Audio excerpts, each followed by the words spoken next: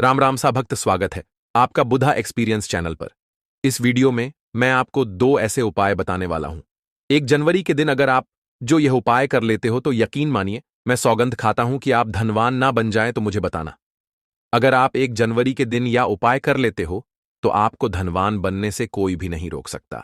आपसे एक अनुरोध है कि वीडियो को पूरे देखने पर ही लाभ की प्राप्ति हो सकती है, इसलिए इस वीडियो को पूरा देखें। इस वीडियो कहानी शुरू करता है गाय की सेवा से बदली किस्मत। भूमिका। बहुत समय पहले एक गांव था जिसका नाम था सुखपुर। यह गांव हरियाली और खुशहाली के लिए प्रसिद्ध था, लेकिन समय के साथ गांव में कई कठिनाइयां आ गईं। इस गांव में रामलाल नाम का एक गरीब किसान अपनी पत्नी सुशीला, बेटे मोहन और बेटी राधा के साथ रहता था। उनका जीवन संघर्षों से भरा हुआ था। रामलाल मेहनती था, पर उसकी किस्मत ने कभी उसका साथ नहीं दिया। हर बार जब वह फसल उगाता, कोई न कोई आपदा आ जाती, कभी सूखा, कभी बाढ़, तो कभी कीटों का प्रकोप।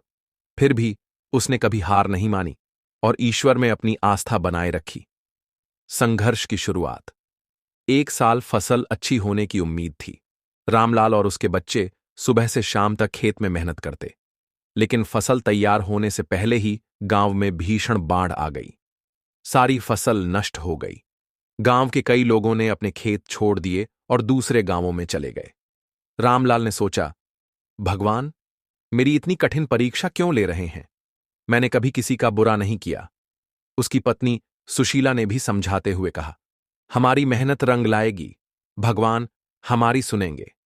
लेकिन मुश्किलें खत्म होने का नाम नहीं ले रही थीं। उनके पास खाने के लिए भी कुछ नहीं बचा। गांव में एकमात्र सहारा उनकी बूढ़ी गाय थी, जो अब दूध देना भी बंद कर चुकी थी। आशा की किरण।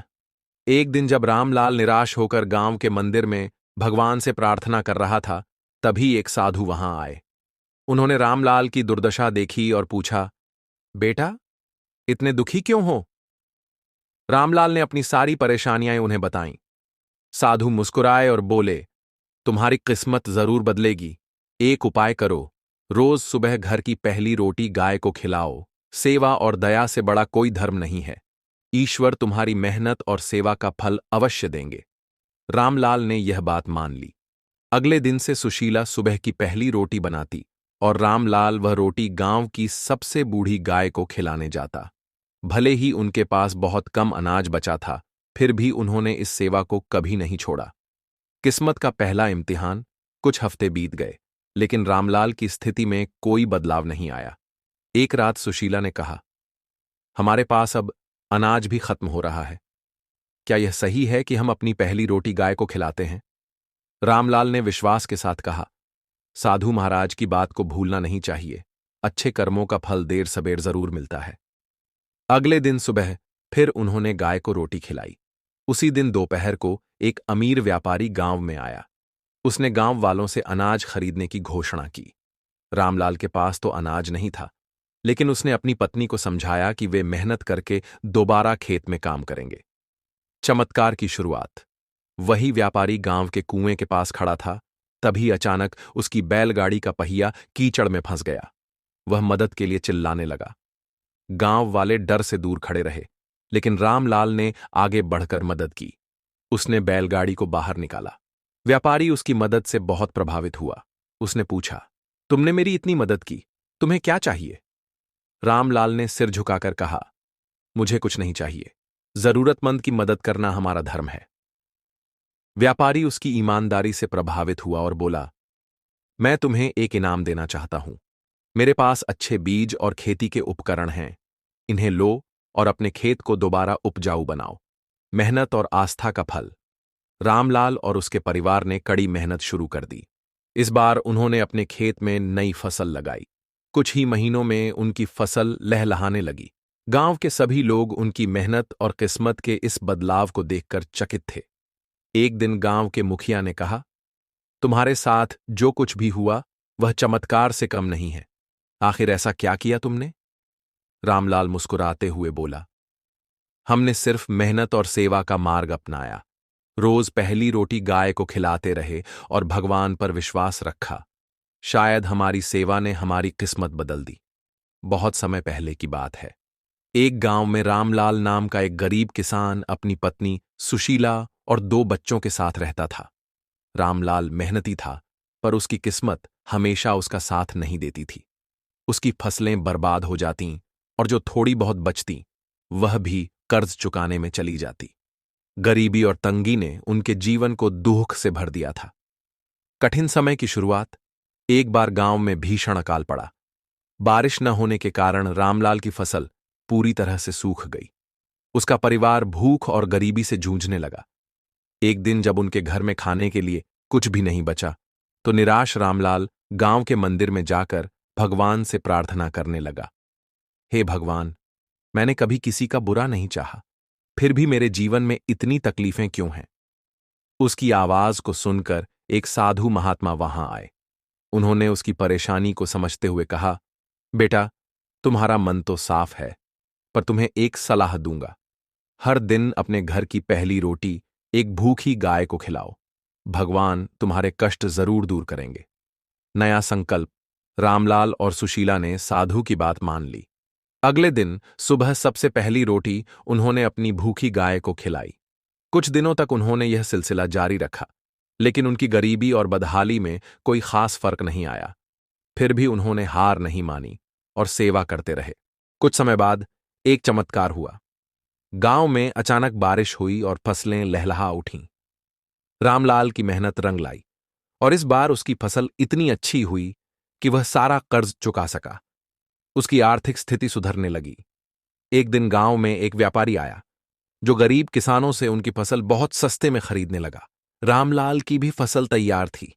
व्यापारी ने उसे धोखा देने की कोशिश की, लेकिन रामलाल ने ईमानदारी से सही दाम पर फसल बेचने की ठान ली। जब रामलाल ने अपनी फसल का सही मूल्य मांगा, तो व्यापारी ने गुस्से में उसकी फसल को खारिज कर दिया। निराश होकर वह घर लौट आया। पर अगले ही दिन पास के शहर से एक बड़ा व्यापारी खुद गांव में आया और उसकी पूरी फसल 3 गुना दाम में खरीद ली। सुखद अंत। कुछ समय बाद रामलाल गांव के सबसे संपन्न किसानों में से एक बन गया। उसने अपने कर्ज चुका दिए और जरूरतमंदों की मदद करना शुरू कर दिया। उसकी कहानी गांव में प्रेरणा का स्रोत बन गई। रामलाल हमेशा कहता, ईश्वर उन लोगों की मदद जरूर करते हैं जो सेवा, दया और मेहनत में विश्वास रखते हैं।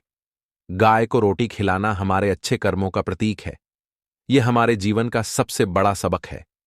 यह कहानी हमें सिखाती है कि जीवन में कितनी भी मुश्किलें आएं, सेवा, दया और मेहनत कभी व्यर्थ नहीं जाती। कर्म करते रहना और सकारात्मक सोच बनाए रखना ही सफलता की कुंजी है। हर छोटे से छोटे अच्छे काम का फल हमें किसी न किसी रूप में अवश्य मिलता है। आप कुछ दिनों में ही धनवान बन जाओगे। नया साल आने में बस कुछ ही दिन दूर है। हमें एक नई सुबह के साथ नए कल की शुरुआत करना चाहिए। नए साल पर अगर आप यह काम करें तो दुनिया की कोई भी ताकत आपके भविष्य पर ग्रहण नहीं लगा सकती। अगर आप चाहते हैं पूरी जिंदगी भर आपका साल अच्छा गुजरे, तो आप नए साल पर यह काम जरूर कर लेना और देखिए, आप अपने पुराने कल को बुलाकर के नए कल की अच्छी शुरुआत करते हैं तो बिल्कुल ही वह समय आपके लिए अच्छा रहता। अल हमेशा कहता, ईश्वर उन लोगों की मदद जरूर करते हैं जो सेवा, दया और मेहनत में विश्वास रखते हैं। गाय को रोटी खिलाना हमारे अच्छे कर्मों का प्रतीक है। यह हमारे जीवन का सबसे बड़ा सबक है। यह कहानी हमें सिखाती है कि जीवन में कितनी भी मुश्किलें आएं, सेवा, दया और मेहनत कभी व्यर्थ नहीं जाती। कर्म करते रहना और सकारात्मक सोच बनाए रखना ही सफलता की कुंजी है। हर छोटे से छोटे अच्छे काम का फल हमें किसी न किसी रूप में अवश्य मिलता है। आप कुछ दिनों में ही धनवान बन जाओगे। नया साल आने में बस कुछ ही दिन दूर है।